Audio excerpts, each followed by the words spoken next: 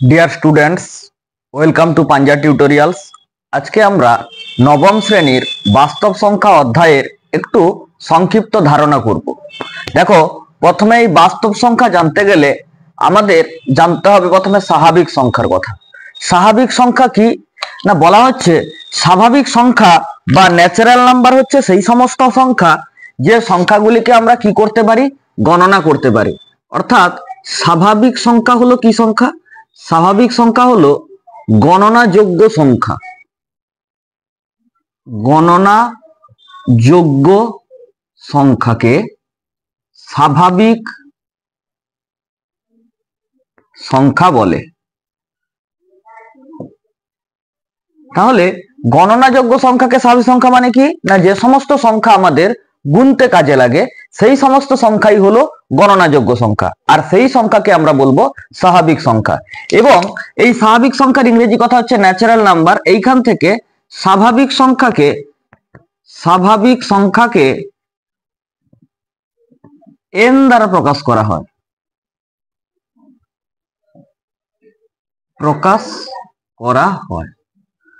কয়েকটি উদাহরণের দেখে নি স্বাভাবিক সংখ্যার উদাহরণ কি হবে।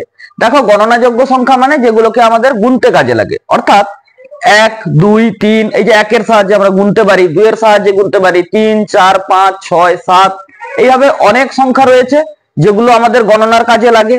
তার মানে এই উদাহরণগুলো কি হবে? স্বাভাবিক সংখ্যার উদাহরণ 1 হবে, 2 হবে, 3 হবে, 4, 5, 6 ইত্যাদি এরকম চলবে। তাহলে দেখো, সব থেকে ছোট যে স্বাভাবিক সংখ্যা সেটা আমরা পাচ্ছি কত না 1। তাহলে এইটা অনেক সময় পরীক্ষায় প্রশ্ন আসে, সবচেয়ে ছোট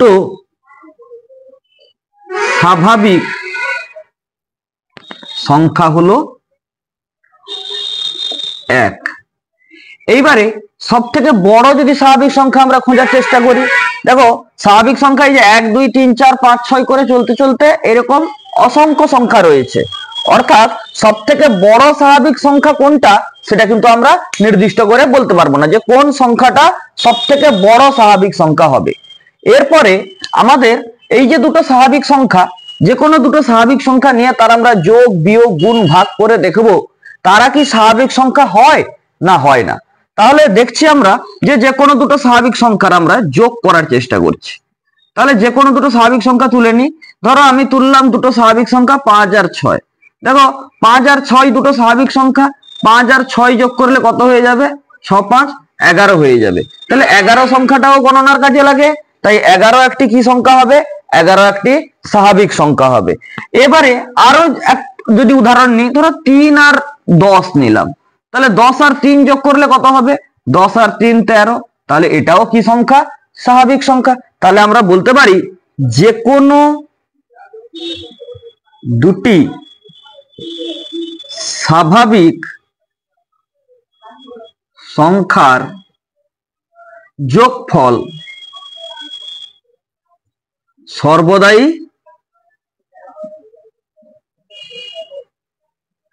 স্বাভাবিক সংখ্যা হবে। তাহলে যোগের কথাটা দেখলাম। এবারে আমরা দেখব বিয়োগ।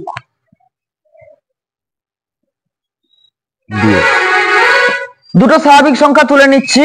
ধরো তুললাম এইরকম একই 5 আর 6 দুটো স্বাভাবিক সংখ্যা তুলে নি, দিয়ে 6 থেকে 5 বাদ দিচ্ছি। 6 থেকে 5 বাদ দিলে কত না, 6 থেকে 5 বাদ দিলে হচ্ছে 1।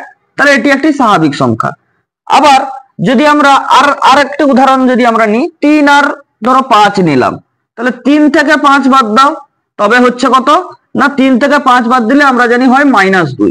তাহলে -2 এর সাহায্যে কি কোনো কিছু গুনতে পারবো না? না, অর্থাৎ -2 একটা স্বাভাবিক সংখ্যা নয়। তাহলে দেখো, দুটি স্বাভাবিক সংখ্যার বিয়োগফল, একবার স্বাভাবিক সংখ্যা এলো, একবার স্বাভাবিক সংখ্যা এলো না। তার মানে আমরা কি বলবো যে স্বাভাবিক সংখ্যার বিয়োগফল সর্বদা স্বাভাবিক সংখ্যা হবে না। কখনো কখনো স্বাভাবিক সংখ্যা হতে পারে আর কখনো নাও হতে পারে। তাহলে লিখবো যে কোনো দুটি স্বাভাবিক সংখ্যার বিয়োগফল সর্বদা স্বাভাবিক সংখ্যা হবে না। এবারে আমরা স্বাভাবিক সংখ্যার গুণ শিখব, যে কোনো দুটো স্বাভাবিক সংখ্যার গুণ করলে কি হয় দেখবো। তাহলে গুণ কিরকম হবে না, ধরো দুটো স্বাভাবিক সংখ্যা তুলে নিলাম, 3 আর ধরো 7 দুটো স্বাভাবিক সংখ্যা তুললাম, এদের গুণ করছি। তাহলে 3 আর 7 গুণ করলে 7 3 21, যেটি একটি স্বাভাবিক সংখ্যা। 7 আর 3 গুণ করলাম, এও 21, যেটি একটি স্বাভাবিক সংখ্যা। আরো একটা উদাহরণ তুলে নিচ্ছি, ধরো 4 আর 6, তাহলে 4 আর 6 যদি গুণ করি কত হবে, 6 4 24, এটা একটা স্বাভাবিক সংখ্যা। 6 আর 4 গুণ করলেও 24, এটি একটি স্বাভাবিক সংখ্যা। অর্থাৎ আমরা এরকম যে কোনো দুটো স্বাভাবিক সংখ্যা নিয়ে যদি আমরা গুণ করি, তাহলে আমরা সর্বদাই দেখতে পাবো যে তারা কি হচ্ছে, স্বাভাবিক সংখ্যা হচ্ছে। তাহলে বলবো যে যে কোনো দুটি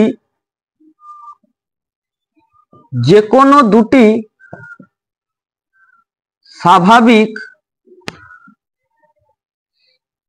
সংখ্যার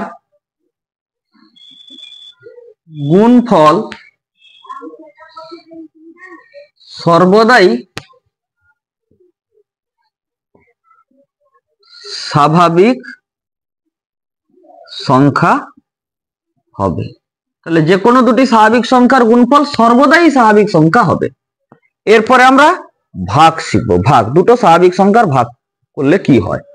তাহলে ধরো দুটো স্বাভাবিক সংখ্যা তুলে নিচ্ছি, আমি এখানে একটা উদাহরণ নিলাম, 6 আর 3, দুটো উদাহরণ নিলাম স্বাভাবিক সংখ্যা, 6ও স্বাভাবিক সংখ্যা, 3ও স্বাভাবিক সংখ্যা।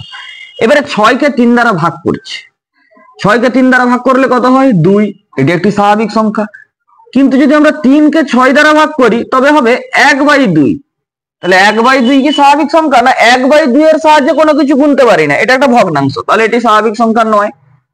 আর একটা উদাহরণ নিচ্ছি এভাবে, ধরো নিলাম 7 আর